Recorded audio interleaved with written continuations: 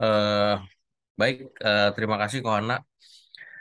Eh, jadi di pertemuan 3 itu kemarin kita sudah belajar belajar beberapa materi yang saya ambil poinnya itu tentang media sosial. Jadi kalau tadi teman-teman sempat baca itu tentang media sosial, bagaimana filterisasinya, bagaimana mengakomodirnya. Nah, tapi teman-teman sudah naik levelnya, sudah masuk kepada bagaimana menganalisis media sosial, berapa banyak kapasitasnya, dan sudah ditarik hubungannya ke dalam sebuah analisis big data gitu loh. Nah, kemudian di pertemuan 4, kalau di LMS ini mungkin ada yang bisa bantu baca, Najwa bisa bantu baca Najwa. Bisa, Pak. Memahami tentang data raya dan jenis data. Oke, sebentar. Tujuan pembelajarannya adalah mahasiswa dapat memahami tentang data raya dan berbagai jenis data.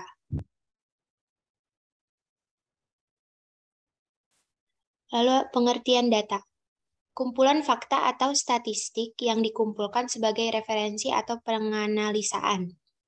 Kumpulan nilai-nilai kuantitatif atau kualitatif mengenai orang, objek, atau lainnya.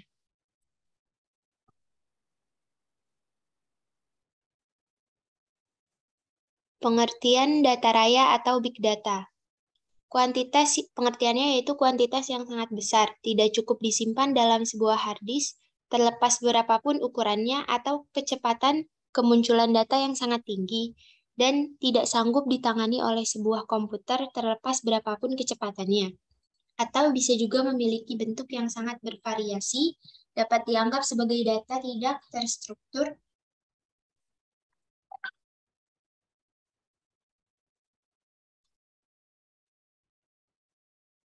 Selanjutnya ada karakteristik data raya, 5V. Yang pertama ada volume, yaitu kuantitas yang sangat besar. Yang kedua ada velocity, kecepatan kemunculan yang sangat tinggi. Ketiga, variety, bentuk yang sangat bervariasi. Yang keempat, veracity, yaitu keakuratan data. Yang kelima, value. Value itu adalah nilai dari data. Oke, sebentar, eh, Najwa.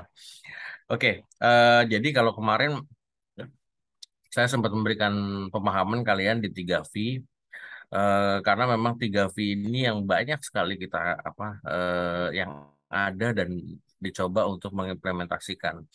Nah, sedangkan di veracity dan value ini memang eh, lebih spesifik lagi bagaimana sebuah data tersebut itu bisa diobservasi keakuratannya gitu loh. Contohnya sensus penduduk gitu. Terus yang value ini lebih dari nilai si data tersebut. Jadi ada perhitungannya. Kalau di statistik itu ada formulasi perhitungannya.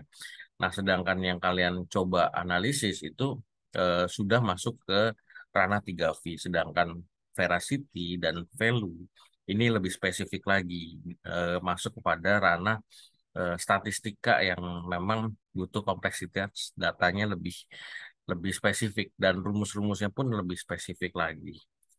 Baik, bisa dilanjutkan. Selanjutnya yaitu pembagian data berdasarkan sifat.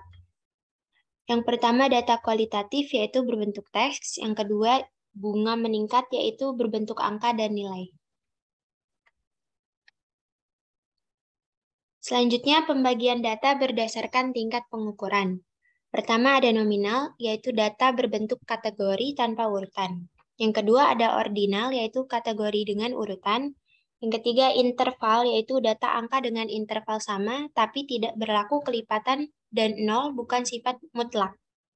Yang keempat, rasio, yaitu data angka dengan interval sama dan berlaku kelipatan serta nol bersifat mutlak.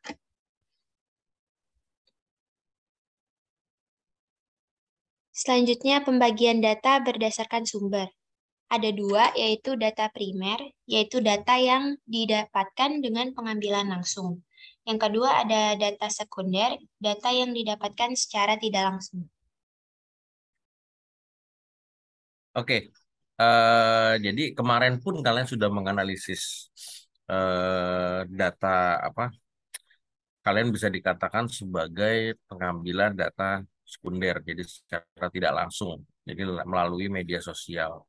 Nah, ada kenapa dimasukkan ke dalam data sekunder? Karena ada data-data yang disembunyikan oleh si pengguna apa si influencernya sehingga data primer itu tidak bisa didapatkan secara langsung gitu. Tapi ada poin penting pada saat kalian menganalisis dari media sosial tersebut.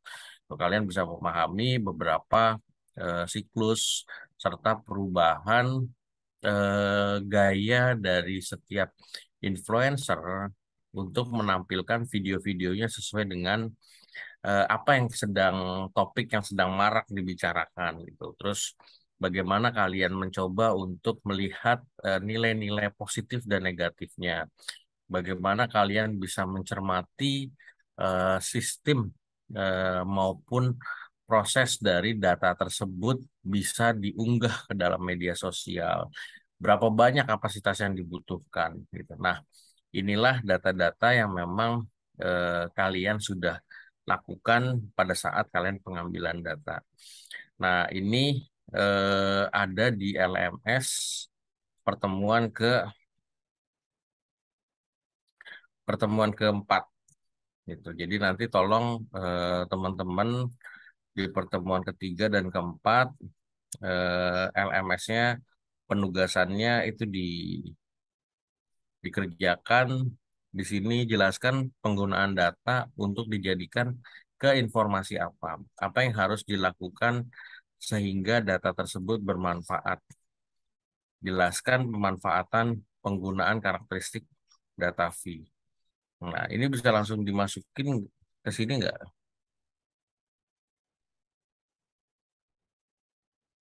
Kalau di kalian bisa diisi nggak langsung di sini?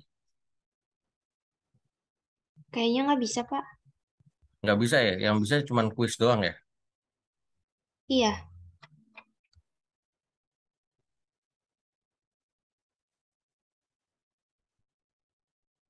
Oke, kalau gitu mungkin penugasannya kalian diisinya kuis aja. Tuh. Kuisnya diisi karena ini memang terintegrasi dengan kampus. Jadi kuisnya tolong diisi. Kalau tugas-tugas esainya kemarin kan sebenarnya di perkuliahan kita 1 sampai 7 itu kan kalian sudah juga ada tugas juga gitu loh.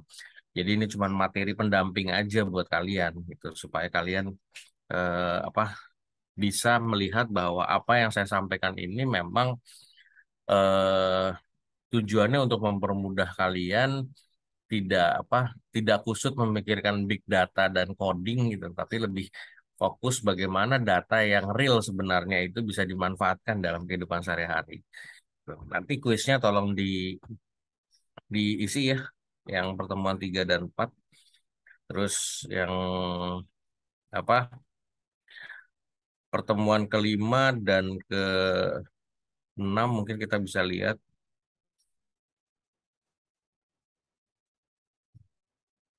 Oke.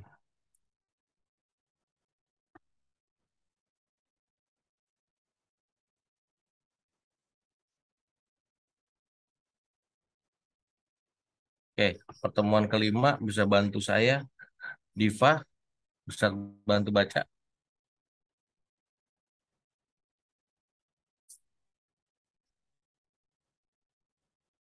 Halo Diva,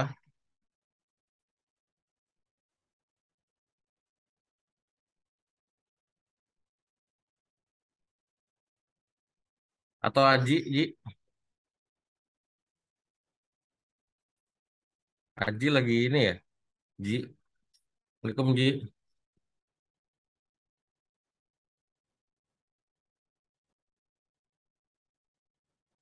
Siapa yang bisa bantu? Saya aja boleh nggak Pak? Boleh silakan.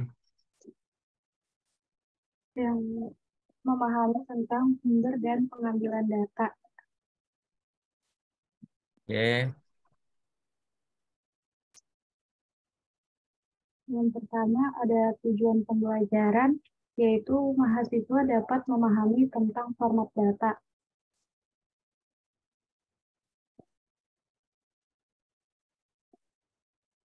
Nah, yang selanjutnya teknik pengambilan data. 4 teknik dalam pengambilan data. Yang pertama ada angket. Angket merupakan teknik pengumpulan data dengan cara mengajukan pertanyaan secara tertulis untuk dijawab oleh responden. Yang kedua ada wawancara. Wawancara merupakan teknik pengambilan data yang dilakukan dengan mengajukan pertanyaan secara langsung kepada responden atau narasumber. Yang ketiga ada observasi. Observasi merupakan teknik pengumpulan data yang dilakukan lewat pengamatan langsung. Dan yang keempat ada dokumen. Dokumen merupakan teknik pengumpulan data dengan membaca pustaka atau dokumen.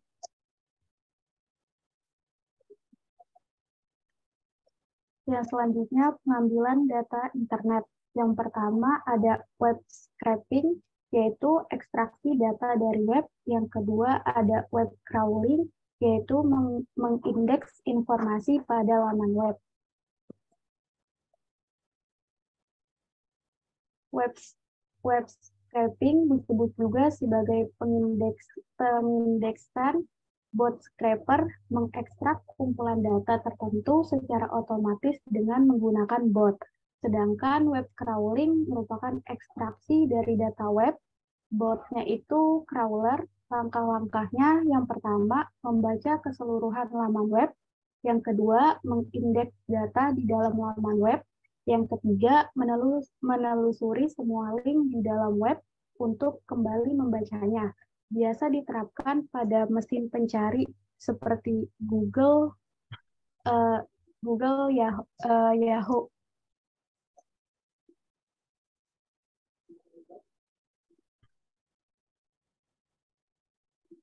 Yang selanjutnya ada manfaat web scraping. Yang pertama itu sangat akurat.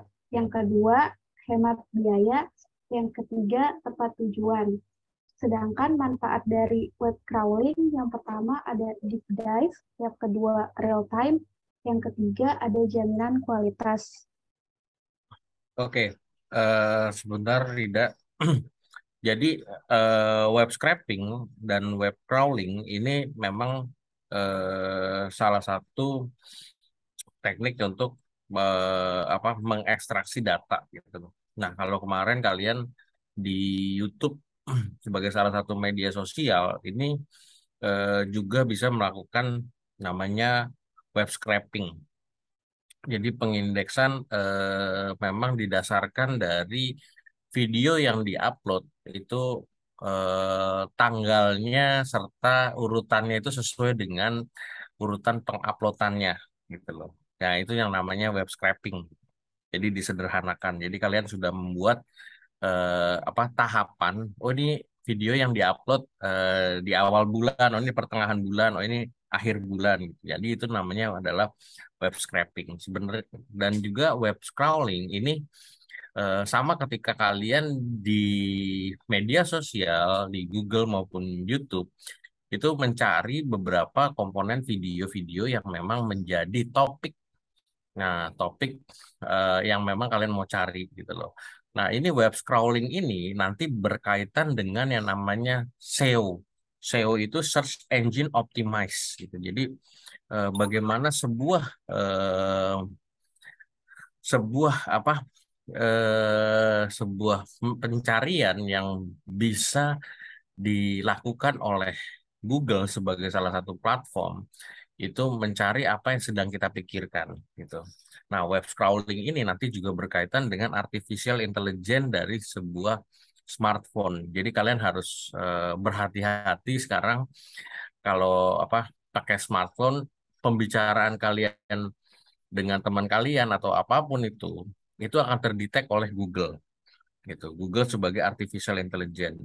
Kalau nggak percaya, coba aja kalian misalkan ngobrol, habis itu kalian cari misalkan di Lazada atau apa, pasti berkaitan sama apa yang sudah kalian bicarakan. Gitu. Jadi mereka itu merekam sebenarnya, merecord. Nah, ini yang berkaitan dengan web scrolling. Tuh. Bisa dilanjut lagi, Rida? Iya, Pak. Yang selanjutnya ada web crawling tools. Yang pertama, Visual Ping. Yang kedua, SEMrush. Yang ketiga, Site Checker Pro. Yang keempat, Content King. Yang kelima, ada Link Assistant. Yang keenam, ada Hexometer. Ketujuh, ada Optilabs.io.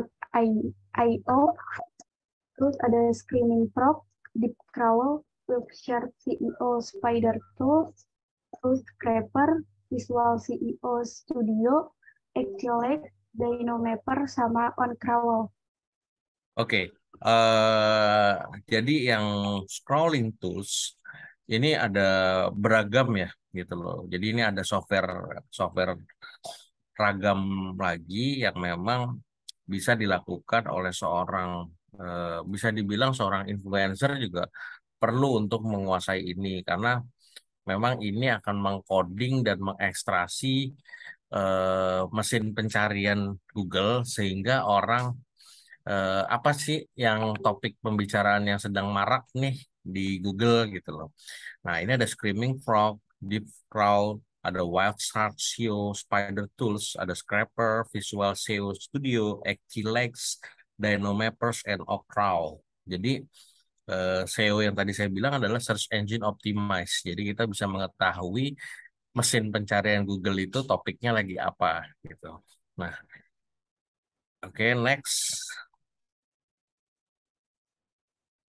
Terus ada web scraping tools. Yang pertama, Outfit Hooks, Web Scraper Chrome Extension, Spinner, Piminer, Dexio.io, Parsehook, sama Octoparse.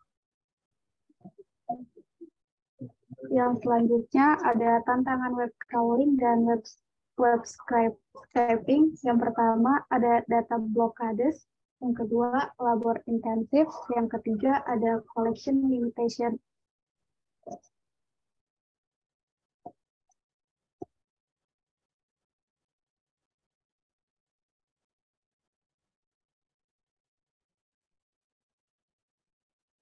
Oke, itu tadi tentang apa beberapa sumber dan pengambilan data. Nah, kalian kemarin juga sudah mengambil teknik pengambilan data. Tekniknya di mana ya? Kalian melakukan pengamatan dari hasil observasi tadi dan dikumpulkan menjadi sebuah dokumen. Nah, kemudian angketnya gimana? Angketnya ya, ini lebih ke arah bagaimana kalian membuat apa saja yang mau diambil dari media sosial itu. Jadi itulah nanti formatnya di angket tersebut. Jadi pengambilan angket ini kan tujuannya untuk mengetahui apa yang mau kalian cari. Tuh, sementara wawancara memang tidak bisa dilakukan pada saat kita kemarin mengambil data di media sosial karena influencernya tidak bisa kita tanya gitu. Kalau kita tanya kita harus DM dulu ke mereka dan belum tentu dijawab.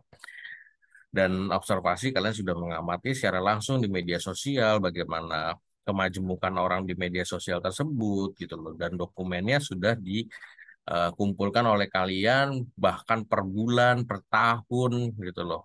Nah, itulah yang menjadi dokumen atau pustaka yang memang bisa dijadikan sebagai sesuatu penentu bahwa media sosial yang berkaitan dengan influencer A ini memberikan kontribusi ke arah mana gitu loh. Nah, itulah data media sosial yang bisa kalian ambil. Oke, itu tadi pertemuan dari ketiga sampai ke lima. Gitu. Nah, pertemuan ketiga sampai ke lima. Kira-kira ada yang mau bertanya nggak?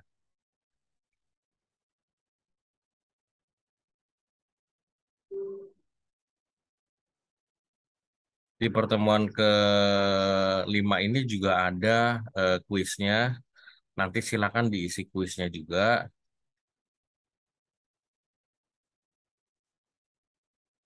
Kemudian pertemuan ke tugasnya tiga cukup, tiga kuis atau sampai enam. Satu lagi ya, yang keenam ya.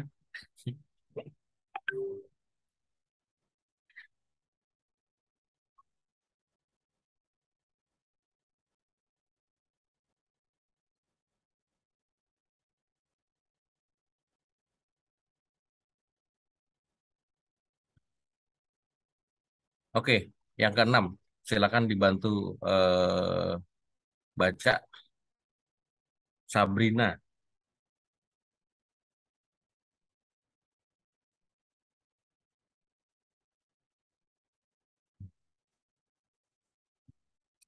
Ada Sabrina, ada Sabirina.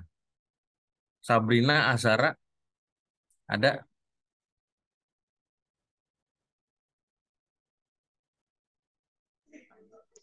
Persiapan kesiapan data, pre-processing data.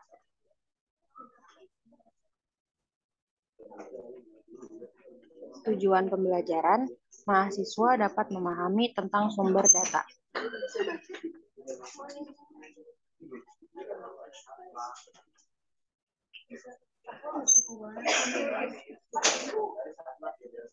Data processing terbagi menjadi 3, yaitu data cleaning, data transformation, dan data reduction.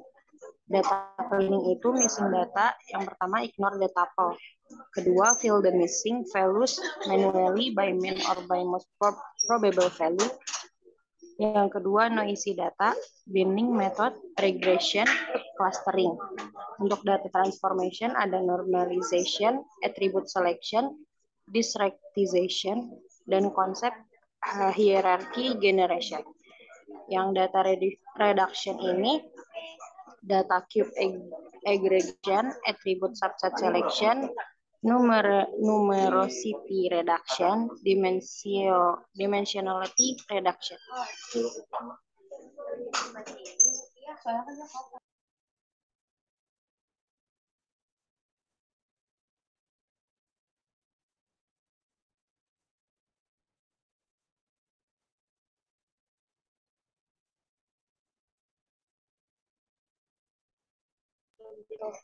Data cleaning, metode yang digunakan untuk mengatasi missing value dan noise.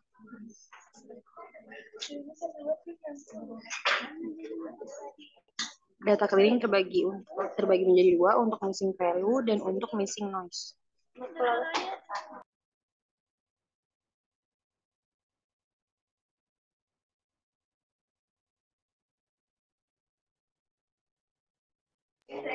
Transformasi data, pengubahan data menjadi bentuk yang sesuai dengan metode analisis.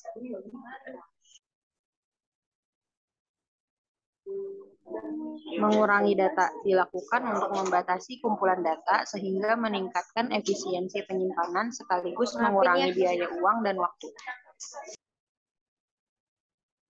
Oke, baik. Terima kasih Sabrina. Jadi di sini itu bicara tentang apa pre-processing data. Nah, di pre-processing data ini sebenarnya bahasa dari dari informatika ya. Ada data cleaning, ada data transformasi, ada data reduction gitu loh. Jadi data yang biasanya masuk ke media sosial itu sifatnya beragam dan memang ini butuh disortir lagi. Tapi data cleaning ini biasanya yang menyortir adalah pihak dari media sosialnya itu.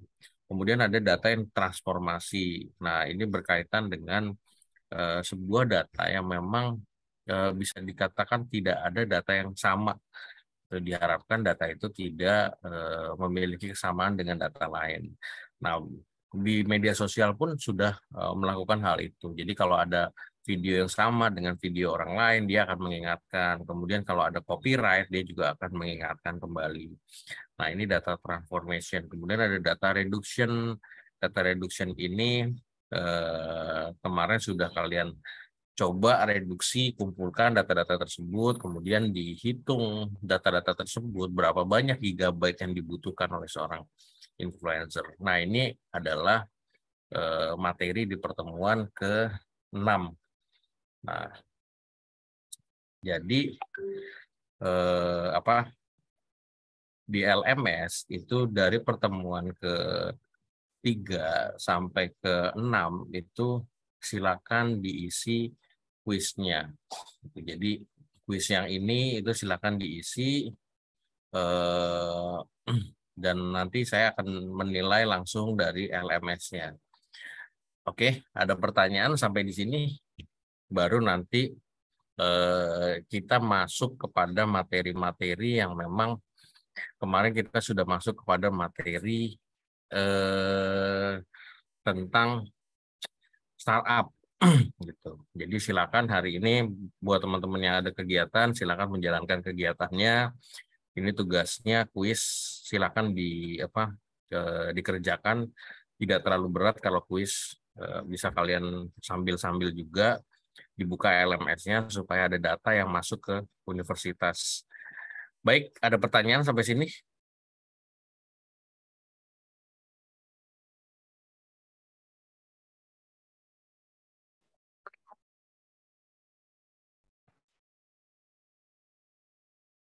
Ada pertanyaan? Oke, kalau tidak ada pertanyaan, silakan saya tunggu kuisnya hari ini dibuat dari pertemuan awal ya. Kalau bisa sih dari pertemuan 1 yang belum mengerjakan dikerjakan sampai pertemuan